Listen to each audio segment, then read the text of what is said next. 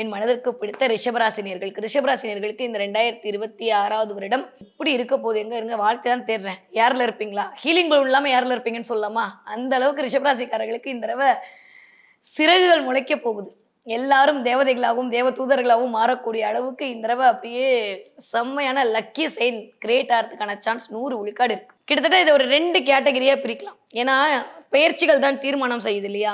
அந்தந்த மாதம் என்னென்ன நடக்க போகுதுன்றது அந்தந்த மாத சூரியனுடைய நகர்ச்சியும், வருடம் என்ன நடக்க போகுதுன்றது வருடக்கோள்களுடைய பெயர்ச்சிய வச்சு தான் தீர்மானம் பண்றோம்ன்ற மாரி இந்த தடவ வருடக்கோள்களான குருவோட பெயர்ச்சியும், ராகு கேதுவோட பெயர்ச்சிகளும் இருக்கிறனால, ஒரு 2ஆ பிரிச்சுக்கலாமா? இந்த கிமு, கிபி மாரி கூப்பே, கூப்பின்னு பிரிச்சுக்கலாமா? குரு பெயர்ச்சிக்கு முன் 1, குரு பெயர்ச்சிக்கு பின் 1. ஸோ 2ஆ பிரிச்சோம் அப்டின்னா, முதல் 5 மாதங்கள் ரிஷபராசிக்காரர்கள பொறுத்தவரைக்கும் எப்படி இருக்க போகுது அப்டின்னா, இப்ப எப்படி இருக்கோ அப்படியே தான் இருக்க போகுது.